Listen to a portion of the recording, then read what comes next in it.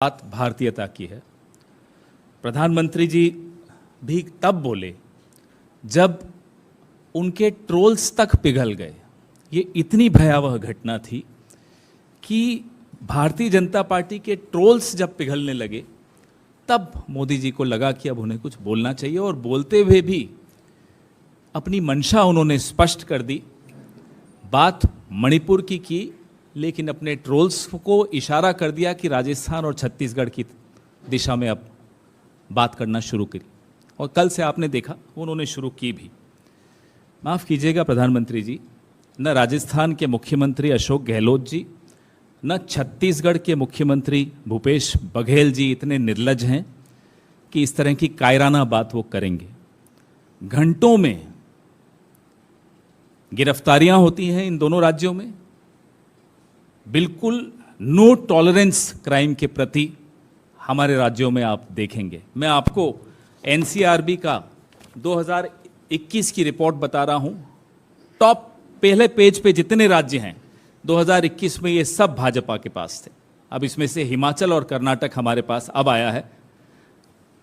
आसाम, हरियाणा, मध्य प्रदेश, उत्तराखंड, उत्तर प्रदेश, अरुणाचल, हिमाचल, कर्नाटक, मेघालय, सिक्किम, त्रिपुरा, ये टॉप के मैं आपको बता रहा हूं क्राइम अगेंस्ट विमेन।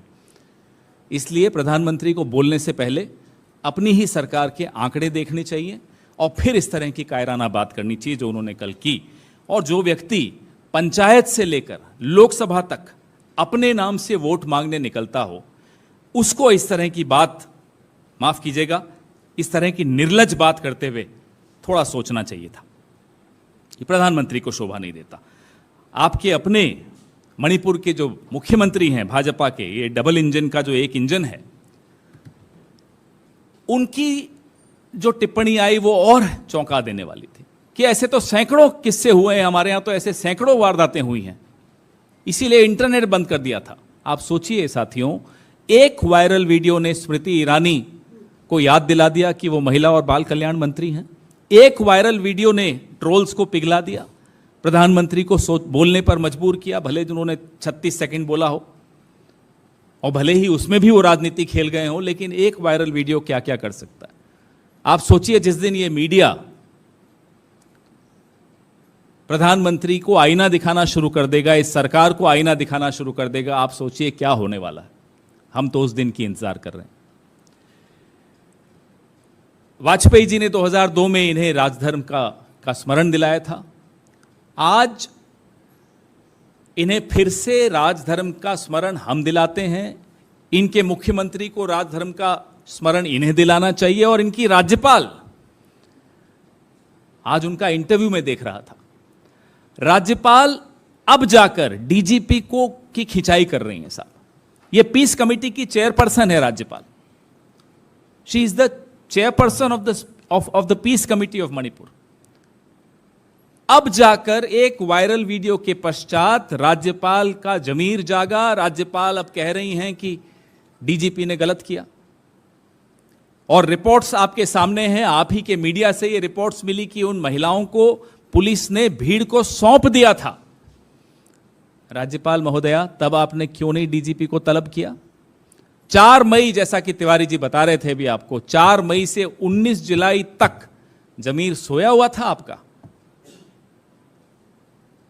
प्रधानमंत्री को मालूम नहीं था?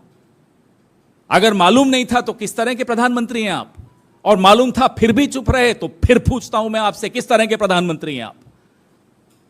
दोनों ही स्थितियों में आप ये जवाब दीजिए, क्या इस देश को ऐसा प्रधानमंत्री चाहिए? आइए नेशनल कमीशन ऑफ विमेन पर, राष्ट्रीय महिला आयोग पर, जो विरोधी दल को तुरंत मिनटों में नोटिस देती हैं, उनके पास 2 शिकायतें गई मणिपुर की इस वारदात की। 2 शिकायतों के बाद भी एक्नॉलेजमेंट नहीं गई, पावती तक नहीं दी। रेखा शर्मा जी जो है वहां की चेयरपर्सन, उन्होंने एक विदेश से गई, एक देश से गई, लेकिन शिकायतों पर कोई कार्रवाई नहीं हुई। यह तीसरा राजधर्म का मैं आपको उदाहरण दे रहा हूं। अगर किसी ने राजधर्म का यहां पालन किया तो विपक्ष ने किया। राहुल गांधी अगर वहां जाकर खड़े हो सकते थे तो क्या नरेंद्र मोदी नहीं जा सकते थे? वोट मांगने तो चले जाते हैं। जब आप वोट मांगने जा सकते हो, पूरी लफ्फाजी करते हो वहां जाकर, वहां आप क्या खड़े होकर लोगों को जुड़ने की अपील नहीं कर सकते थे? और you don't have the confidence that you have any moral authority left. आपको लगता ही नहीं है आपके पास कोई नैतिक बल बचा है कि आप इस तरह की अपील कर सकें।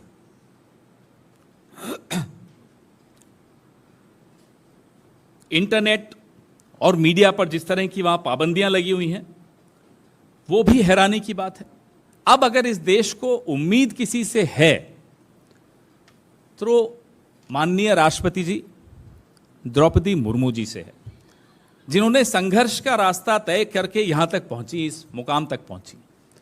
आप, कम से कम आपसे यह उम्मीद है राष्ट्रपति जी कि आप अपनी जो संविधान में निहित आपकी जो शक्तियां हैं उनका उपयोग करिए,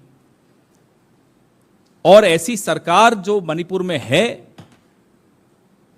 जो इसलिए दुखी है कि ये वीडियो वायरल क्यों हो गया, इसलिए नहीं दुखी है कि वहां ऐसे सैकड़ों केसेस हुए हैं, उस पर कोई दुख नहीं उन्हें। उस सरकार को आप डिसमिस कीजिए। जैसा कि तिवारी जी ने कहा, हमारी जो मांग है वो बड़ी स्पष्ट है। संसद में प्रधानमंत्री विस्तृत एक स्टेटमेंट अंदर दीजिए, सीढ़ियां चढ़ के साहब थोड़ा सा जहमत उठाइए। हवाई जहाज में तो बड़ा दौड़ते दौड़ते सीढ़ियां चढ़ते हो जब बाहर जाना होता है, जब लौटते हैं तो धीरे धीरे उतरते हो। बड़ा दुख होता है आपको हिंदुस्तान लौटते हुए।